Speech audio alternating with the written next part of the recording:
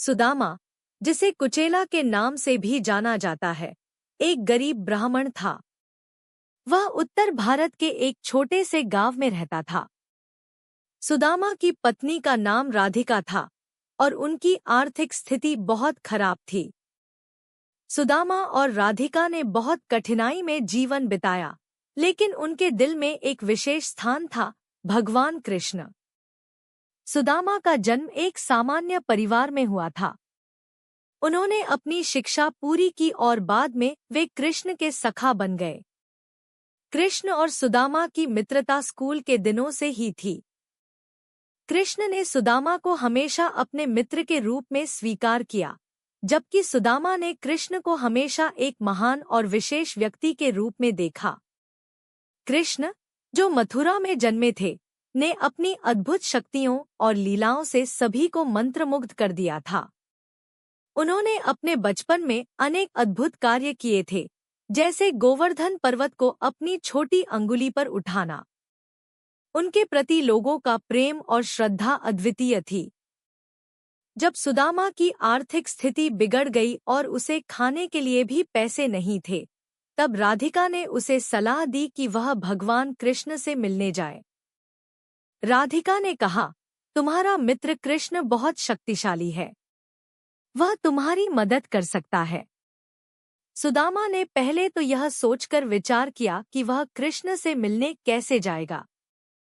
उसके पास कुछ भी नहीं था, लेकिन उसकी पत्नी के प्रोत्साहन पर उसने कृष्ण से मिलने का निश्चय किया। उसने अपने घर में से कुछ चिवड़े निकाले और उन्हें एक कपड़े में बांध लिया। सुदामा ने मथुरा की ओर प्रस्थान किया। मार्ग में उसे अपने पुराने दिनों की याद आई, जब वह और कृष्ण साथ में खेलते थे और मजे करते थे। जब सुदामा मथुरा पहुंचा, तो वह कृष्ण के महल के पास पहुंचा।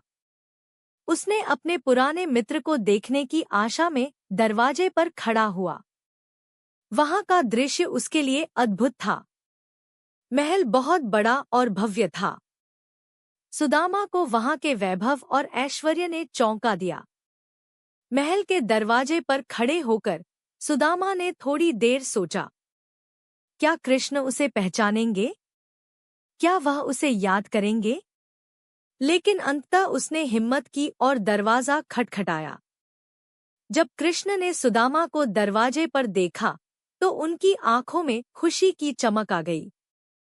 उन्होंने सुदामा को गले लगाया और कहा, मेरे प्यारे मित्र, तुम यहाँ आए, यह जानकर मुझे बहुत खुशी हुई।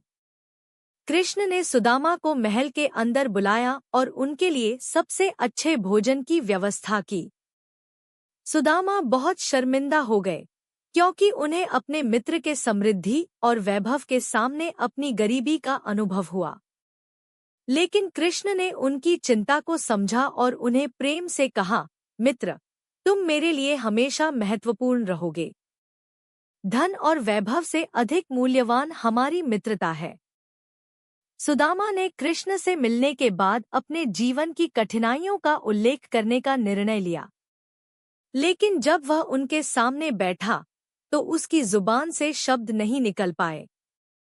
उसे याद आया कि जब वे बच्चे थे, तब कृष्ण ने उसकी हर समस्या का हल निकाला था। अंत में सुदामा ने डरते-डरते अपनी गरीबी और दुख दर्द की बात कृष्ण को बताई। उन्होंने चिवड़े निकालकर कहा, हे कृष्ण, मैंने तुम्हारे लिए ये चिवड़े लाए हैं। यह सब मेरे पास है। कृष्ण ने उन चिवड़ों को बड़े प्रेम से स्वीकार किया और उन्हें खाने लगे। उन्होंने कहा, इन चिवड़ों में बहुत स्वाद है, यह मेरे प्रिय मित्र का स्नेह है। इस दौरान सुदामा के दिल में कृष्ण के प्रति प्रेम और बढ़ गया। कृष्ण ने सुदामा से कहा, मित्र, तुम्हारी कठिनाइयां अब समाप्त हो गई हैं। मैं तुम्हारी मदद करूंगा। उन्होंने अपनी शक्ति से सुदामा की आर्थिक स्थिति को सुधारने का निश्चय किया।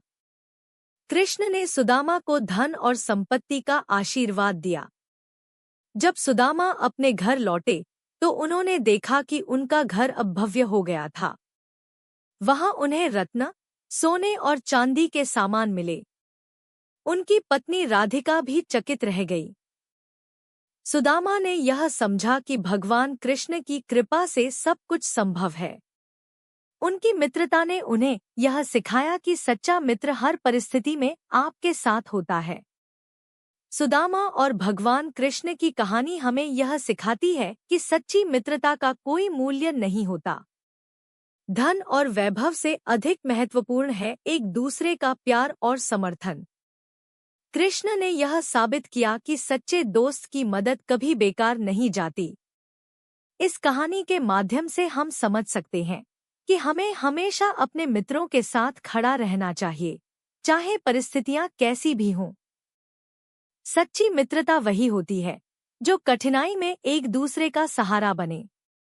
भगवान कृष्ण ने सुदामा को केवल धन नहीं दिया, बल्कि उन्होंने उन्हें आत्मसम्मान और विश्वास भी दिया।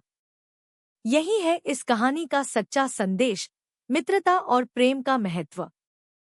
इस प्रकार कृष्ण और सुदामा की मित्रता एक अमिट धरोहर है जो सदियों से लोगों को प्रेरित करती आ रही है।